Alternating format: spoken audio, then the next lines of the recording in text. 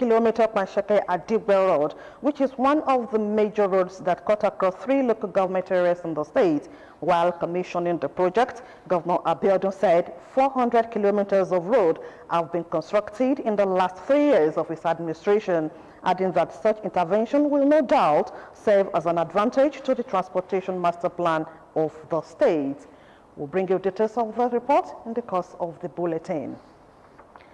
And still coming from Ogun State, the governor of Ogun State, Prince Dapo Abeokuta, has been given a pat on the back by political and community leaders in Ogun Central Senatorial District for its socio-economic impact in the district. They applauded the governor at the official commissioning of the newly completed Pansheke-Adigbe Opako Road in Abeokuta. Tunde Olaniran reports. It used to be a harrowing experience driving on this road. It has been a nightmare for commuters, for pedestrians and business owners in this area. The Pansheke-Adigbe Opako Road in Abeokuta is one of the uncompleted road projects inherited by the current administration in Ogun State. The 3-kilometer road is now completed and commissioned.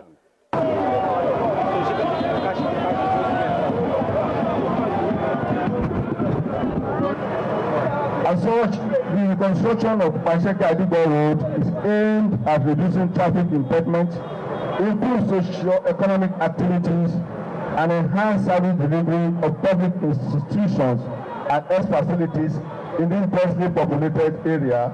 As traveling along this particular road used to be an adult tax for drivers and punishment for commuters. The road serves 3 local governments out of the 6 in Ogun Central Senatorial District. And for this, the district give thumbs up to the Prince Dapo Abeokuta administration. Your Excellency, on behalf of KBC, the Alakia Parliament of Egbaland, I have this authority to give you kudos for the developmental projects that you have been bringing into Egbaland, and most particularly this road from Adigbe through Pansheke to Opako, which was for a long time impassable and practically a death trap. Apart from the fact that this area is a very highly commercial area, the population also is so high, and this will go a long way in assisting the people. It will also bring a lot of development to this area. I want to thank you for this wonderful construction. This road we are commissioning today is a good, viable infrastructure that has opened up the businesses of our entrepreneurs. It's a link road that has saved all those who are living on this side of Abeokuta and Egbaland to link them to Old Lagos Road. They don't have to pass through the traffic of Itaoshi. And so the lightening of this road, which has given the road, importantly, security of properties and security of all people living on this road. The Speaker of the Ogun State House of Assembly, Right Honorable Olakunle Oluomo, promised continued support of the legislators to the current administration. That the Ogun State House of Assembly recognize the fact that the governor is very just, equitable, and general in his approach to development of Ogun State. On that note, I want to say that we continue to give the necessary support, and we always look at the projects that we bring to us in the House, just to make sure that they cover all the areas. But to cover is not enough as doing it that way. We have had governors that will have projects listed for every senatorial district, but that will not be done.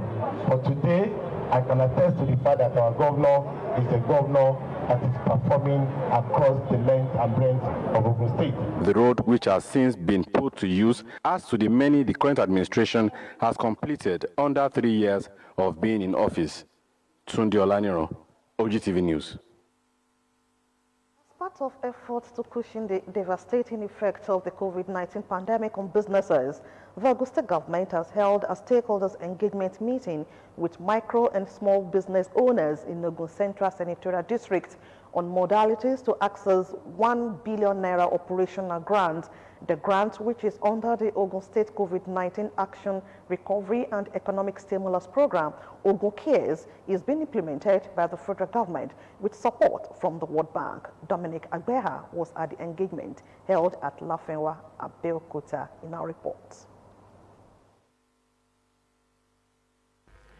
The 1 billion naira Ogun State COVID-19 Action, Recovery and Economic Stimulus Program, Ogun Cares, is expected to bring succor to the poor and vulnerable individuals whose businesses are still struggling to recover from the shocks brought about by the COVID-19 pandemic. At the event are leaders of micro and small business owners who will be part of beneficiaries of the grant. The group comprises of traders, artisans, market men and women, technicians and trade unions. They say the help they have been waiting for has finally arrived. I want to thank the government of Ogun State, especially His Excellency Abeokuta, for giving us this opportunity, for thinking of helping the poor people. Ihun tí ó bá kàn wá, àlùbáríkà lójú. Ẹ jẹ́ ká gbà bẹ́ẹ̀, ká lọ fi ṣe ohun tí wọ́n ní ká fi ṣe. Ẹni tí kékeré bá kàn lénìí, káfàní ẹ̀ bá ti yọ lọ́la, kí ló wá ṣẹlẹ̀? Ńlá. This has never happened in the history of Ogun State, that we can become an artisan, all associations to come and enjoy the benefit like this. A free grant is not loan. If it's not loan, it's grant. We thank God for this, and we know we are going somewhere by then. In their goodwill messages, stakeholders lauded the state government for making the state benefit from the federal government's initiative, urging beneficiaries to make judicious use of the scheme.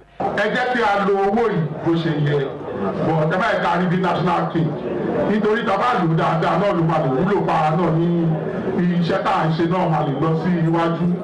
This is a way to assist the poor and the vulnerable in our society. So I want to encourage our people to participate in the program. Not only that, to also make good use, judicious use of the money that is being given to them. While assuring due diligence will be done in the disbursement of the grant, Senior Special Assistant to the Governor on Industry, Trade and Investment and Program Manager Ogun Cares, Ms. Shola Arobieke, said 100,000 naira and 350,000 naira will be given to micro and small businesses respectively. We also have field agents from Bank of Industry who will go to do the last level of verification, where they visit the applicants to verify the information that's been provided to us and see the authenticity of the business.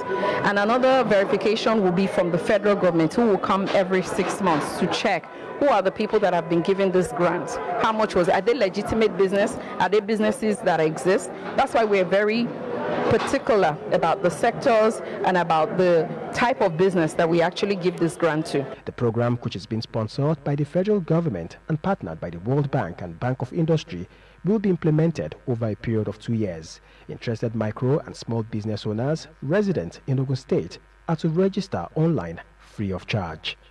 Dominic Agbeha, OGTV News. Coming from Abuja, banking institutions in West Africa have been tasked to effectively collaborate and chart a pragmatic course towards tackling economic challenges confronting the sub-region. President Muhammadu Buhari said this while receiving in audience a delegation of West African Bankers Association, WABA. President Muhammadu Buhari said the sub-region must find a common understanding and ground to address low access to financial services and recovery from the COVID-19 pandemic.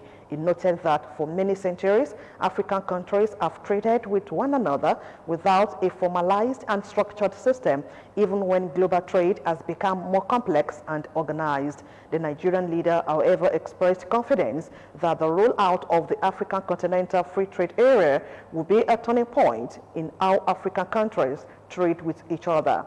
He called for the turning of the page of the member states by deepening and expanding industrial capabilities, export less of what the nations have been endowed with, and convert larger portions of these resources into finished materials.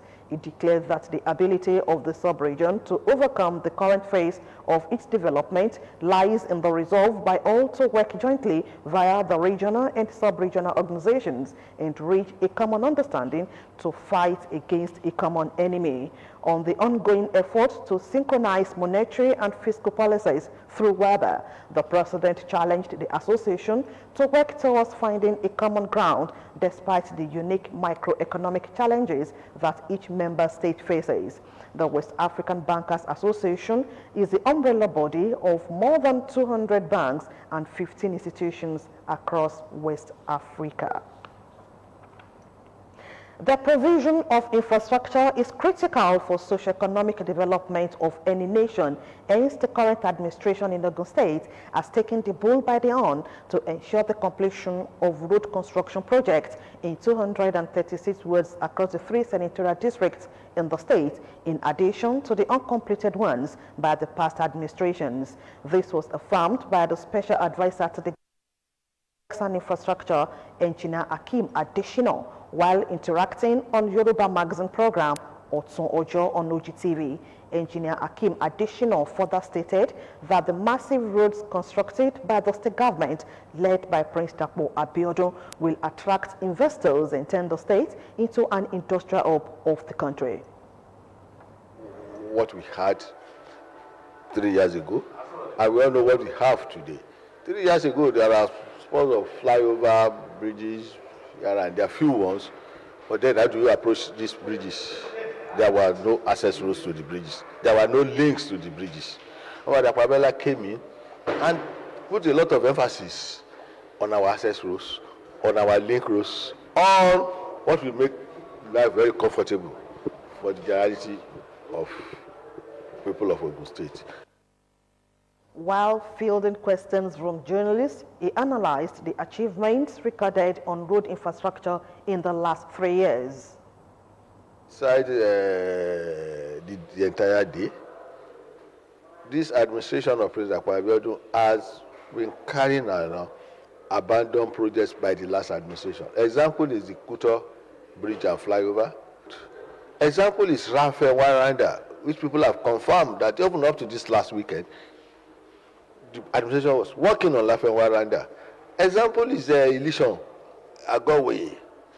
So, I mean, definitely this administration does not discriminate on who does this, who does that. It's just for the benefit of the people of Ogun State. In the ongoing road construction on Ajebo OGTV Road by the federal government was facilitated by the state governor, Prince Dapo Abeokuta, and other critical stakeholders. Oma reported to His Excellency Prince Dapo Abeokuta that the road to OGTV was very bad, and the road to our people in Ajebo, Kajola, Ogumaki, very bad. At the end of the day, the federal government listened to Prince Dapo Abeokuta and other people and decided to award this road. The federal government awarded this road due to efforts of Prince Dapo Abeokuta and others. So that's why we have the road. Well, this road is slated to be completed in 2 years. In addition, Engineer Adeshina submitted that the creation of Ogun State Public Works Agency has provided job opportunities, improved productivity, increased mobility, and reduced poverty greatly in the Gateway State. You're still watching OGTV Main News. This is the part 2 of the news. One of the major drivers of any economy is transportation. The various means of transportation serve as veritable catalysts for socio-economic advancement, such that their roles cannot be overemphasized. The current administration in Ogun State has followed this path by launching its transportation master plan. Elizabeth Esson takes a look at these and other steps taken by the administration in this sector in the last 3 years. For economic growth, there is need for viable transportation system to aid easy movement of humans as well as goods and services. Upon assumption of office 3 years ago, the governor of Ogun State, Prince Dapo Abeokuta, promised to run an inclusive government providing citizens with necessary basic amenities that will make living in the state worthwhile. To achieve this feat, informed the setting up of the Ministry of Transportation in Ogun State, which is the first of its kind in the history of the state government. The vision for creating this ministry is to build a multimodal transport network and system to support the efficient and effective movement of people, goods and services within and across rural as well as urban areas of the Ogun State government, thereby promoting social, economic and cultural development in cities and villages of the state. And I set forth to begin to identify the team that would be able to aptly work on the implementation of that vision. That led us to what we call Ishaya, which are our 5 developmental pillars. So it is through Ishaya that we planned and we have been implementing, our multi-dimensional vision for the good people of the state. It is clear that as of today, in excess of 90% of transportation in our state is road-based. But having said that, there are other opportunities for us to introduce other modes of transportation to serve the needs of residents, businesses, visitors, leisure activities within our state. Within the space of the 3 years in office of the present administration in Ogun State, the Governor, Prince Dakwa Abiodun, officially flagged off the pilot scheme of Wi-Fi enabled buses, as well as launching the state's strategic master plan to improve transportation system within and around the state. The whole essence of that transport master plan is for us, like the State Commissioner of Transport highlighted, to effectively and efficiently move our people either intrastate or interstate. We are the industrial capital of this nation. We are the educational capital of this nation. We are fast becoming the breadbasket of this nation. We are the religious capital of this nation. For effective and efficient transportation system, which is a key component of economic development of the state to improve ease of doing business, attract more investors and create more employment opportunities to further strengthen efforts at alleviating poverty, Prince Dakwa Abiodun said that it is pertinent to put in place logistics. The public-private partnership approach of the present administration in the state was utilized to drive the inclusion of the transportation agenda across various parts of the state to foster access to economic activities as it collaborates with the United Kingdom and Commonwealth Development Office, as well as Olabisi Onabanjo University, to prepare the state's transportation policy and a strategic transportation intervention plan. We recognize the need to have an effective public transport system in Ogun State. And in our usual deliberate and methodical approach, we decided that the best thing to do was to inaugurate an interim committee on that transport sector. We involved our academia from the Olabisi Onabanjo University. We tapped into the United Kingdom for Development Office. And what they handed over to us was our multimodal transport master plan. I promised them, I said, this master plan will not be in my bookshelf gathering dust. We will implement it. And yes, we have begun that implementation. The Wi-Fi enabled buses already in use within the state capital will enroute Marina in Lagos State and later be extended to other parts of the state. Worthy of commendation, the giant stride of the Prince Dakwa Abiodun's led administration in the last 3 years in the area of transportation, as he was given thumbs up at the flag-off of the pilot scheme. If I can browse free of charge while on the bus and the air conditioner is working, instead of getting involved in the rigors of traffic, I can park my car at home and go do my business, link another bus back to my house. That will relieve me a lot. I really enjoy it, so that's why I decided to enter. This time I'm coming from Loverway here. What's your name, sir? My name is Campbell. So how much did you pay? It's only 15 naira. Inú wa dùn náà lọ́pọ̀lọpọ̀ náà ni, but a fẹ́ kí bí àyẹ̀kó dàbí ti Èkó náà ni. So gbogbo ẹ̀ náà a fẹ́ kí gbogbo ẹ̀ kó máa dùn, ká ní máa lọ ká máa bọ̀ láyọ̀ tàlàfíà. From Toshin to Adaton Street, 150. From Itaoshin to Shakmon, 100 naira. Shakmon to Ake, 50 naira. Ake to Adaton, 50 naira. Been fruitful, like I've been working very hard on it, and people are turning up.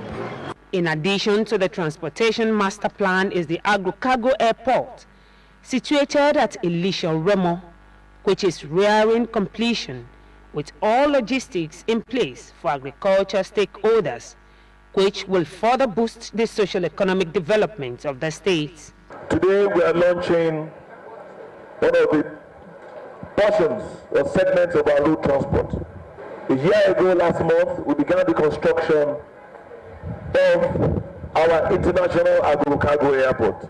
I normally joke by saying that that airport is no longer a PowerPoint airport. It is indeed an airport, indeed and in truth. By the grace of God, we have begun to asphalt the runway of that airport. That airport will be delivered December 2022, and I'm sure you will be there to welcome the first aircraft that will actually be truly landing in the Gateway State.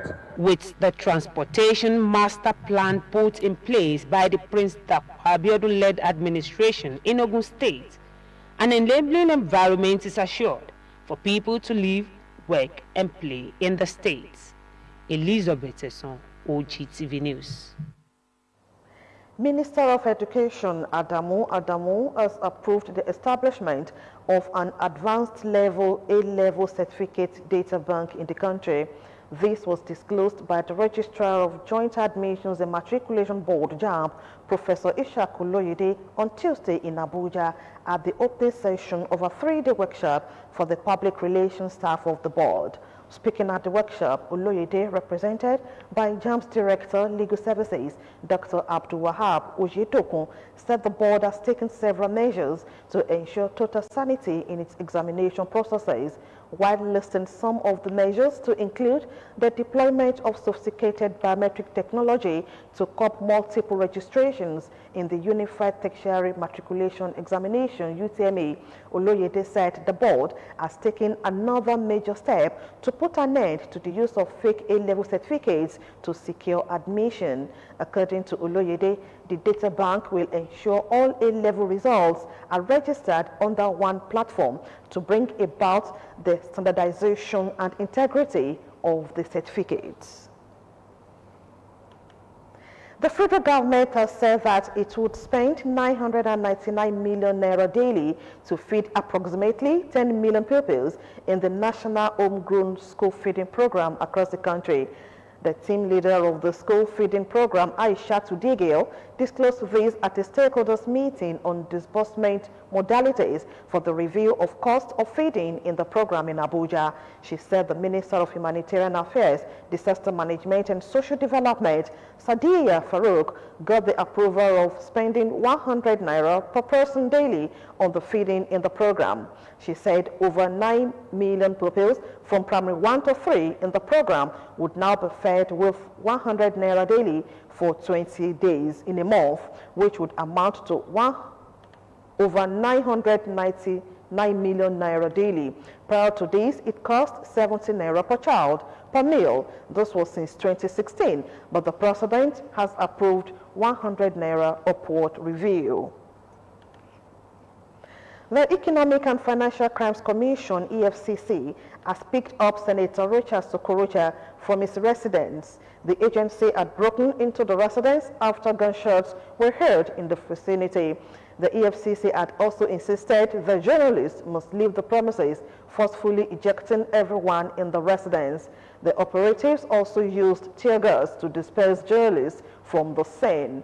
According to the agency, Okorocha had refused to honor invitations after jumping the administrative bail earlier granted him by the commission. The federal government has restated its commitment to reducing the burden of sickle cell in the country. The Minister of Health, Dr. Osage Ehanire, stated this at the opening ceremony and workshop of the Sickle Cell Pan-African Research Consortium Nigeria Network. Ehanere revealed that the national guideline for the management of sickle cell in the country will be reviewed and updated in order to accommodate new research findings in tackling sickle cell in the country. Ehanere, represented by a deputy director in the ministry, Dr. Alayo Shopokon, highlighted the government's effort in reducing the high burden of sickle cell while reiterating the government's willingness to work with other stakeholders to further reduce the sickle cell burden in the country. Towards motivating practitioners and improving performance, the Broadcasting Organizations of Nigeria is set to recognize and reward excellence in the broadcast media industry. This was made known at a press conference addressed by the chairman of the body, Mr. John Ube, at the unveiling of the logo of the award held at Silverbird Hall, Victoria Island, Lagos. Matthew Shomi completes the report. As the umbrella body of all broadcast media outfits, public and private in Nigeria, the Broadcasting Organizations of Nigeria said it put this award together to set standard of the recognition of excellence in the industry. This press conference is to announce the process that will involve both viewers and professionals in the industry, as well as the unveiling of the logo of the award. Broadcasting Organizations of Nigeria, having noted the need to motivate media practitioners responsible for the daily information dissemination, public enlightenment and entertainment, has decided to recognize and reward them for their works of excellence. The aim of the Nigeria Broadcasting Awards is to embody international awards for 1, the outstanding achievement in television and radio, and 2, distinguished achievement and meritorious service in broadcasting, amongst others. Chairman of Broadcasting Organizations of Nigeria, John Ube, said BON has always been involved in efforts geared towards building national unity, democratic governance, and has served as a midwife between the government and the governed as assigned to it by the Constitution. BON has, through its platforms, been at the forefront of contributing towards resolution of critical national issues such as insecurity, health, economic, and national stability, amongst others. Chairman Steering Committee of the award, Guy Murray Bruce, stated that as the first award to be organized by BON, it promises to be an occasion to recognize true excellence in the industry. This is the first time BON is going to have an award ceremony, and I'm privileged and happy and excited to be the chairman of the Steering Committee. BON, as you know, BON has been around for the last 33 years, and it's always been the same traditional government style approach to business. But this time around, we have a dynamic chairman. Awards will be presented in 13 categories, which include Best Radio and Television Station of the Year, Best in News, both English and Indigenous, Best Documentary and Features, English and Indigenous Languages, Newscaster of the Year, Reporter of the Year, and Special Contributions to the broadcast industry. Matthew Shomi, OGTV News. We now bring you the report on the commissioning of Pansheke at Digbe Road. Ogun State Governor Prince Dapo Abiodun has commissioned the 3-kilometer Pansheke at Digbe Road, which is one of the major roads that cut across 3 local government areas in the state. While commissioning the project, Governor Abiodun said 400 kilometers of road have been reconstructed in the last 3 years of his administration, adding that such intervention will no doubt serve as an advantage to the transportation master plan of the state. Governor's office correspondent Yusuf Ganiu reports. Minimizing the challenges of road users and improvement of the socio-economic activities of the area, which are very crucial to the shared mantra of the current administration, led by President Abiodun, to embark on rehabilitation and construction of roads across the length and breadth of the state. The official commissioning of Pansheke Adigbe Road, which cut across Abeokuta South, Obafemi Owode and Ewekuru local governments, attracted dignitaries from all walks of life, with an attestation from the contractor handling the road, student union representatives, community leaders, that the road will bring about economic development into the area. Your Excellency's outstanding achievements in the area of road construction is unprecedented, as you have over the years demonstrated a high sense of responsibility, the doggedness to achieve success in all contracts awarded. During the time when Napoli was about to fold up, during the time when Pastor was almost at the brink of extinction, you stood your ground and we waded into that matter, and today we still have those 2 schools who are still stronger. All to your magnanimity. Governor Dapo Abiodun said he is extremely excited at the completion of the project, adding that it is very significant to the infrastructure development pillar of the current administration. This road has a history. It started in December 2018 when it was awarded. This makes this road one of the inherited projects from the immediate past administration. At the inception of administration, in our usual methodical, deliberate, and inclusive approach, we inaugurated a committee to consider the status and viability of all inherited projects. Then, I made a promise to the goodwill of Ogun State that I will complete all inherited projects that have a direct bearing to the development of our dear state. This road will also boost our transportation development plan for Abeokuta, the state capital, as we look forward to expanding the scope of coverage of our recently launched bus mass transit scheme. Prince Dapo Abiodun also pointed out that his administration will intensify efforts at completing all ongoing projects across the state, adding that all other social infrastructure promised by his administration will be completed. We will not make promises that we will not fulfill. And by God's grace, we will fulfill all the promises we have made to the goodwill of Ogun State. This is a tripartite covenant between God, myself, and the goodwill of this state. At this point, permit me to state that efforts are being intensified towards ensuring reconstruction of all other major roads, while new ones are being constructed for a wholesome development of our dear state. Roads such as Shagamu, Ogijo, Ikorodu is now nearing completion because when Mr. President came, we brought it to his attention and he promised he was going to do it, and it is now nearing completion.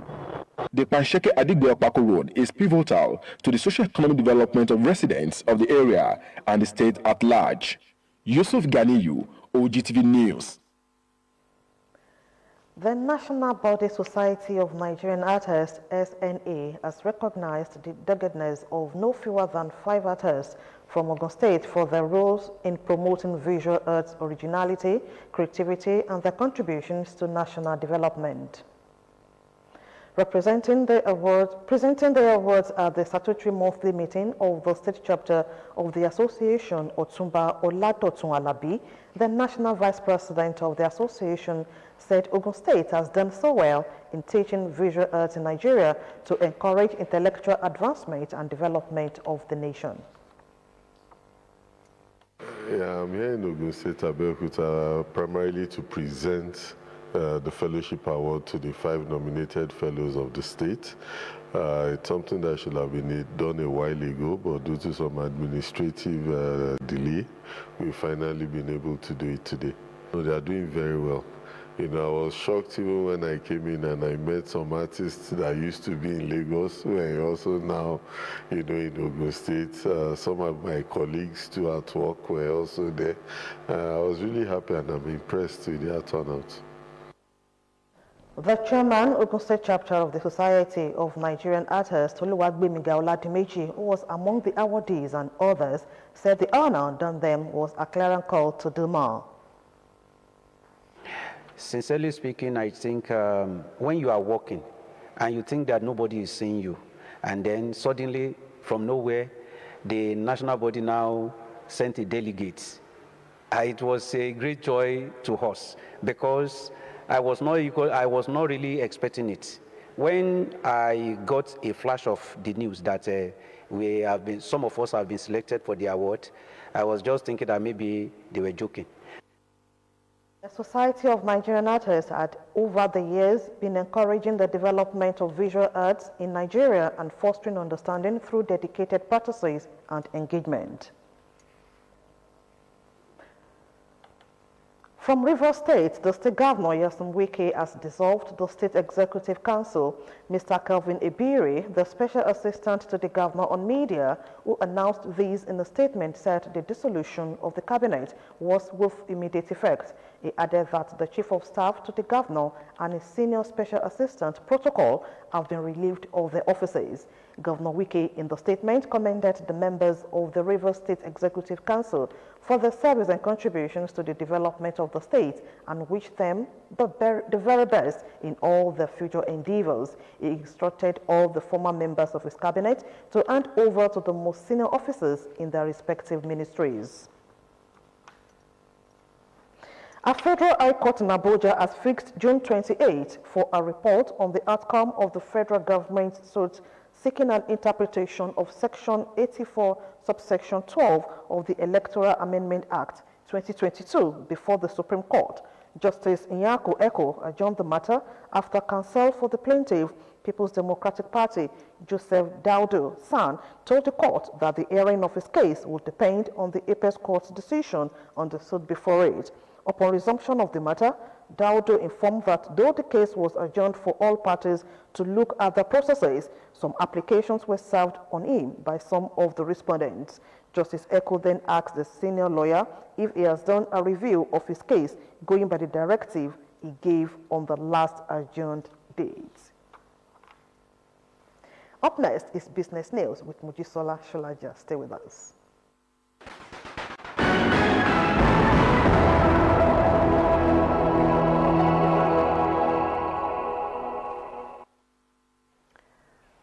This is the business segment of the news. The Central Bank of Nigeria's Monetary Policy Committee has raised the monetary policy rate to 13% first in 2.5 years. The governor of the Central Bank of Nigeria, Godwin Emefiele, while presenting the outcome of the meeting, noted that the bank would continue to keep rates for development and finance a single digit for up to 10 years. The changing dynamics in the global economy has continued to affect the journey to recovery. The war between Russia and Ukraine, supply chains disruptions, increasing inflation and debt levels, as well as rising energy demands, are some of the factors affecting monetary policymakers' decisions around the world. While Nigeria seeks to sustain growth trajectory since the recovery from COVID-19, the Monetary Policy Committee found it necessary to increase the monetary policy rate to 13% and retain all other parameters. MPC feels compelled that tightening would help moderate the inflationary trade-off from the steady growth recovery so far recorded and improve real GDP. MPC also feels that tightening will help rein in inflation before it assumes a galloping trend. That was the CBN governor. Moving to other stories, increased lending by banks to businesses and the economy jacked up interest income in the banking sector, hence reflecting on the cumulative net profit of 261.991 billion naira declared by 11 banks during the first quarter.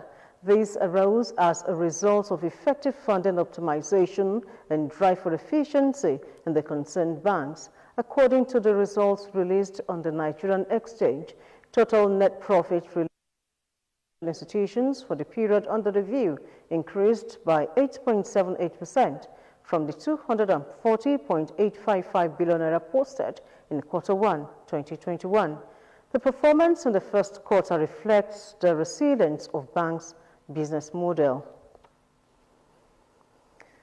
The Nigeria Sovereign Investment Authority, NSIA, manager of Nigeria's Sovereign Wealth Fund, has grown its net assets by 19% to 919.73 billion naira. Its audited results for the 2021 financial year has shown.